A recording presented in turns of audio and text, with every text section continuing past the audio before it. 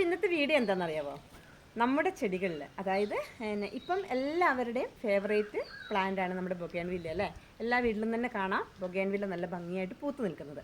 അപ്പോൾ നമ്മുടെ ബൊഗേൻവില്ല ചെടിയിൽ ഇങ്ങനെ പൂക്കൾ കുറയുന്നതിനനുസരിച്ച് വീണ്ടും നിറച്ച് പൂ വരാനായിട്ട് ഇന്ന് നമ്മൾ നല്ലൊരു വളമാണ് കേട്ടോ കൊടുക്കുന്നത്. അപ്പോൾ എന്താണ് ആ വളം നമുക്ക് കാണാം അല്ലേ? ഇതെന്താണെന്നറിയാമോ? ഇതാണ് കേട്ടോ നമ്മുടെ പുളിപ്പിച്ച ദോശമാവ്. സാധാരണ നമ്മളിങ്ങനെ ദോശയൊക്കെ ഉണ്ടാക്കാൻ വേണ്ടി എടുത്തു വെച്ചിട്ട് മിച്ചം വരുന്നുണ്ടല്ലോ, ബാലൻസ് വന്ന് വല്ലാതെ പുളിച്ചിരിക്കുന്ന ഒരു ദോശമാവാണ്. അപ്പോൾ ഇത് ഞാൻ ഒരു ഗ്ലാസ്സോളം എടുത്തിട്ടുണ്ട് കേട്ടോ. ഇനി ഇങ്ങനെ ദോശമാവൊക്കെ അധികം വരുന്ന ആരും കളയരുത്. നമ്മുടെ ചെടികൾക്ക് പൂക്കൾ തരാനായിട്ടും ഹെൽത്തി ആയിട്ട് വളരാനായിട്ടും നല്ലൊരു വളം ഉണ്ടാക്കാവേ. ഇനി ഇതിലേക്ക് നമുക്ക് 1 ലിറ്റർ വെള്ളം കൂടി ഒന്ന് ആഡ് ചെയ്ത് കൊടുക്കാം. അങ്ങനെ നമ്മൾ 1 ലിറ്റർ വെള്ളം കൂടെ ആഡ് ചെയ്തെടുത്തിട്ടുണ്ട്. ഇനി നമുക്ക് നമ്മുടെ ചെടികൾക്ക് ഒഴിച്ചു കൊടുക്കാം.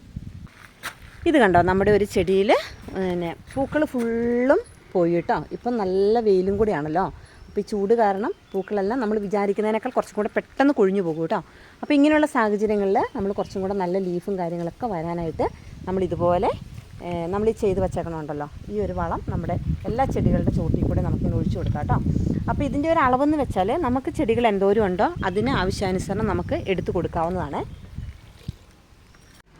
കണ്ടോ, ഇതുപോലെ നമ്മളൊരു വളമൊക്കെ കൊടുത്തു കഴിയുമ്പോഴേക്കും നമ്മുടെ ചെടികൾ ഇതുപോലെ നല്ല ഭംഗിയായിട്ട് നിറഞ്ഞു പൂക്കും കേട്ടോ.